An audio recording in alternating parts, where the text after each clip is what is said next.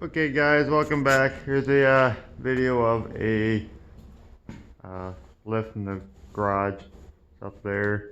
It's a 4x6, 8 foot long. We can go from the garage there to the window that's behind me, about 2 or so feet.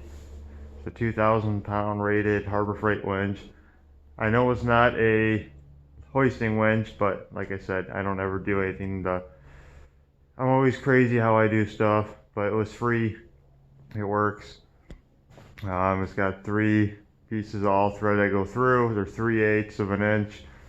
Um, some winches only come with 2 holes, but sometimes you can make a third, which I did. And then we ran the wire across, comes down, and we just use a jump box for the powering, and then the controllers up here. Obviously you can use a battery or power pack or charger, whatever creates 12 volts. And we've only used it once so far and it worked well. There's not a ton to say about it. Most of that wire there is house wire. There's no snatch block. We do know if we have a load on it for a long period, we'd run a strap around it or something to maintain it. So that way there it doesn't have to hold the load. Mainly for lifting up beds or things of that nature, something out of a truck.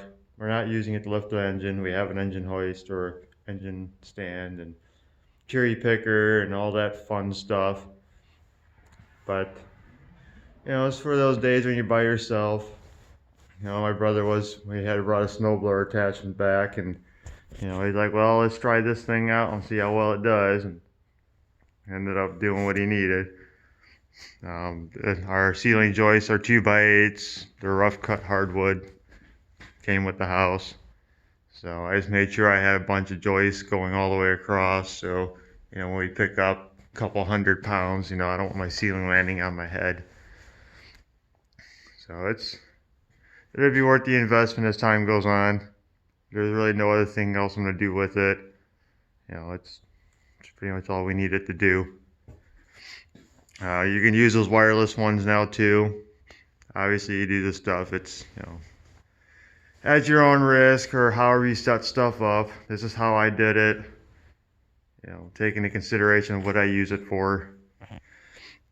Everybody's got a different use. Some use the trolleys on a steel beam, which would be the better way to go, but we're just doing a standard up and down lift. So, you can put a bigger winch. We only had enough room up there for that winch. It barely fit, as you saw. And, it'll do its job. I don't really have too much more I can say about it. I just keep repurposing stuff to make life easier. And would a wireless be nice? Yes and no, because you have to wait for the signal to come back to tell you to stop. Whereas on my corded one over there, as soon as you let off the trigger, it stops. There's no more waiting or delay.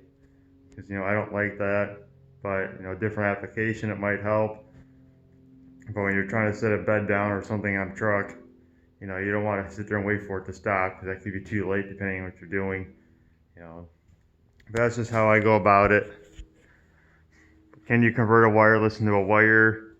I'm sure you can. You just have to figure out which wires are the ones that command it for in and out, and just have to run the wiring for the power and get a 3-way switch, which is on, off, on, momentary, and you could probably switch it around to where you could do what I did here. But that's stuff to figure out later on. But that's about all I got. I guess I'm gonna end it here.